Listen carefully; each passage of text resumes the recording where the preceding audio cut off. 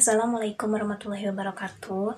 Saya Renita Endasari dari kelas akuntansi C, Prodi Akuntansi, NPM D2.180/1494, asal sekolah dari STIE 11 April Sumedang, serta nama dosen pembimbing yaitu Pak Panji Parman, SE MAK.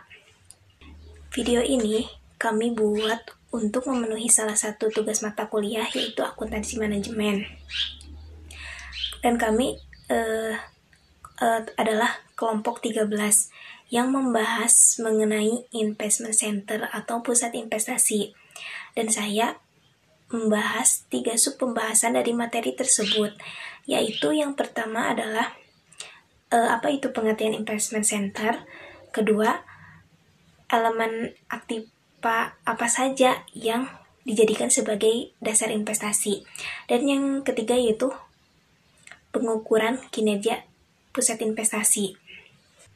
Nah, langsung saja ke sub pembahasan yang pertama, yaitu apa pengertian dari investment center atau pusat investasi tersebut. Nah, pusat investasi itu adalah pusat pertanggungjawaban, di mana hasil kinerja dari pemimpin perusahaan atau manajer perusahaan tersebut dinilai berdasarkan pencapaiannya dalam menggunakan aset untuk mendapatkan keuntungan yang sebanyak-banyaknya bagi perusahaan. Assalamualaikum warahmatullahi wabarakatuh. Saya Raden Ajiwardana Kusuma dari kelas akuntansi C. Di sini saya ingin menjelaskan materi tentang tujuan evaluasi pusat investasi dan juga penilaian investasi sekuritas jangka panjang. Yang pertama, saya akan menjelaskan tujuan evaluasi dari pusat investasi, yang di mana di dalamnya terdapat beberapa poin, yaitu ada poin yang pertama, menyediakan alat evaluasi untuk proyek investasi. Poin yang kedua, memberikan informasi yang digunakan untuk membuat keputusan investasi. Poin yang ketiga, memotivasi manajer divisi agar selalu memantau aset, hutang, dan modal departemen, dan aset, hutang, dan modal ini digunakan sebagai dasar untuk menentukan jumlah investasi. Lalu, poin yang keempat ada mengukur kinerja manajer pusat investasi. Poin yang kelima, sebagai dasar pemberian insentif untuk memotivasi kinerja pengelola pusat investasi. Adapun tujuan lain dari evaluasi pusat investasi yaitu 1. Memberikan informasi yang berguna untuk membantu membuat keputusan penting tentang aset yang digunakan dan mendorong manajer untuk membuat keputusan yang menyampaikan kepentingan perusahaan. Dan poin yang terakhir ada mengukur kinerja unit bisnis sebagai badan usaha. Selanjutnya, subbab yang ketiga yaitu elemen aktiva yang digunakan sebagai dasar investasi. Terdapat 5, yaitu ada kas, piutang, persediaan, modal kerja secara umum, dan aktiva tetap. Yang pertama adalah kas. Setiap perusahaan mengendalikan kasnya itu secara terpusat. Hal itu untuk memungkinkan penggunaan saldo kas yang lebih minim. Untuk perusahaan independen, saldo kas setiap departemennya itu bisa menjadi lebih kecil. Namun ada beberapa perusahaan yang menolak kas sebagai dasar investasi. Hal itu disebabkan jumlah kas itu mendekati utang lancar. Yang kedua yaitu piutang. Di satu sisi, ada yang berpendapat jika ingin berinvestasi dengan menggunakan uang piutang harus sesuai dengan HPP. Namun di satu sisi lagi, ada yang berpendapat harus sesuai dengan nilai jual. Jika departemen tidak mampu mengendalikan kredit beserta penagihannya, maka pembayaran piutang itu sesuai atau disesuaikan dengan jangka waktu pembayaran normal. Yang ketiga yaitu persediaan. Metode nilai persediaan ada 3, yaitu FIFO, LIFO, dan average. Jika perusahaan melakukan pencatatan akuntansi dengan menggunakan metode LIFO, maka pelaporan keuntungannya harus menggunakan metode yang berbeda. Hal itu disebabkan karena saldo persediaan dengan menggunakan metode LIFO akan sangat rendah saat terjadinya inflasi. Beberapa perusahaan juga mulai mengurangi utang untuk persediaan. modal yang digunakan untuk persediaan tersebut sama dengan jumlah persediaan kotor dikurangi utang. Yang keempat yaitu modal kerja secara umum. Perlakuan terhadap modal kerja berbeda-beda. Ada perusahaan yang menggabungkan semua aktiva lancar ke dalam basis investasi tanpa menghilangkan utang lancar. Namun ada perusahaan yang menggabungkan semua aktiva lancar dengan mengeliminasi utang lancar. Yang kelima yaitu aktiva tetap. Investasi pada aktiva tetap dapat berupa mesin, bangunan, tanah, dan peralatan lainnya. Kegiatan yang diawali dengan perencanaan hingga diambilnya keputusan itu disebut juga dengan capital budgeting. Menurut Yanto, capital budgeting ini memiliki beberapa arti. Pertama, dana yang dikeluarkan akan terikat dalam periode yang lama. Kedua, investasi aktiva melibatkan ekspektasi kinerja penjualan di masa depan. Ketiga, dana yang dikeluarkan berjumlah besar. Keempat, kesalahan dalam pengambilan keputusan pengeluaran dana akan berakibat fatal.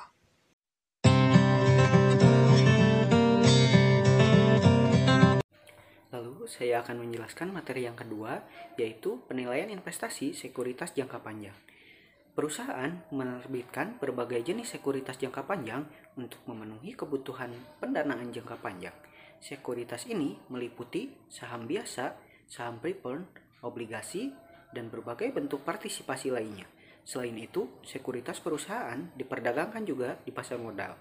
Lalu, manajer keuangan harus sepenuhnya memahami dampak dari keputusan apapun terhadap arus kas investor yang tersedia. Misalnya, manajer keuangan harus memahami seberapa besar keputusan investasi, keputusan pendanaan, dan kebijakan dividen terhadap nilai atau harga saham dari perusahaan. Harga saham ini dibentuk melalui mekanisme penawaran dan permintaan di pasar modal. Dalam pasar modal yang sama, yang efisien juga, semua sekuritas diperdagangkan dengan harga yang sesuai dengan pasar. Dalam penentuan investasi sekuritas jangka panjang juga terdapat nilai likuidasi dan operasi yang berkelanjutan, yang dimana nilai likuidasi mengacu pada jumlah yang dapat direalisasikan dari penjualan suatu aset, sekelompok aset atau seluruh aset perusahaan, yang dimana jika penjualan terpisah dari aktivitas perusahaan tersebut. Lalu ada going concern value, yaitu nilai penjualan perusahaan sebagai aktivitas bisnis yang terus menghasilkan kas yang positif bagi perusahaan. Lalu ada juga nilai buku dan nilai pasar. Ada dua definisi dari nilai buku, yaitu nilai buku aset, yang dimana nilai akuntansi aset, yaitu biaya aset, dikurangi dengan nilai penyusutan yang terakumulasi. Lalu nilai buku perusahaan, yang dimana nilai ekuitas umum, yaitu total aset dikurangi semua hutang dan juga saham preferred yang terdapat dalam neraca. Ada dua definisi dari nilai pasar, yaitu nilai pasar aset, harga pasar aset yang jika diperdagangkan, dan nilai pasar perusahaan, nilai yang lebih tinggi dari nilai likuidasi. Lalu ada nilai pasar dan nilai intrinsikik. Nilai pasar dari sekuritas yang aktif diperdagangkan di pasar adalah harga pasar terkini dari saham yang diperdagangkan yang dilaporkan dari pasar. Lalu nilai intrinsik surat berharga merupakan nilai ekonomis, yaitu harga yang harus didasarkan pada fakta yang ada, seperti aset, probabilitas perusahaan, dan faktor-faktor yang berkaitan dengan prospek masa depan dari perusahaan tersebut. Investasi jangka panjang dalam obligasi. Pengertian dan jenis-jenis dari investasi. Pengertian obligasi merupakan suatu janji tertulis untuk membayar sejumlah uang termasuk sejumlah harga dan bunga tertentu pada tanggal tertentu di masa yang akan datang. Ada macam-macam obligasi. Dilihat dari waktu jatuh temponya, obligasi ada dua macam, yaitu obligasi biasa dan juga obligasi berseri, yang dimana obligasi biasa adalah obligasi yang jatuh temponya berturutan pada periode-periode tertentu. Ditinjau dari jaminan obligasi dibedakan menjadi dua, yaitu ada obligasi yang mendapat jaminan dan obligasi tanpa jaminan. Obligasi yang dijamin berarti pihak yang mengeluarkan obligasi memberikan jaminan pada investor bila perusahaan tidak bisa melunasi utang-utangnya. Dan yang terakhir ada penilaian saham preferred. Saham preferred sama dengan saham biasa karena tidak memiliki tanggal jatuh tempo. Nah, jika dividen tidak dibayarkan, tidak akan menyebabkan kebangkrutan pada perusahaan, dan dividen tidak akan mengurangi pembayaran pajak. Akan tetapi, saham preferred serupa dengan obligasi yang memberikan dividen dalam jumlah yang tetap. Ada contoh soal untuk penilaian dari saham preferred, yaitu ada PT Mawar pada tahun yang akan datang diharapkan akan membagikan dividen yaitu sebesar Rp800 per lembar, dan diharapkan pertumbuhan laba dan dividen 6% dan akan berlangsung terus untuk tahun-tahun yang akan mendatang.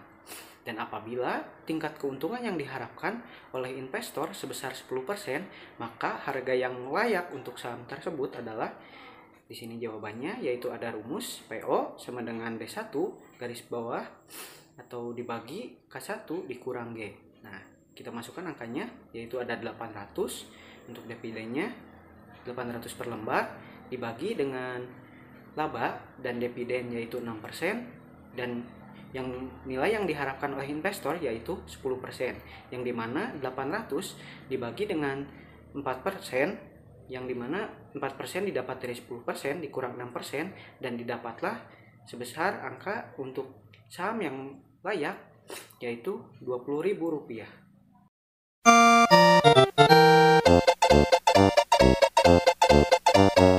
Selanjutnya, saya akan membahas materi yang terakhir, yaitu pengukuran kinerja pusat investasi. Pengukuran kinerja pusat investasi terbagi menjadi 3 jenis, yaitu ada ROI, laba residu, dan EFA.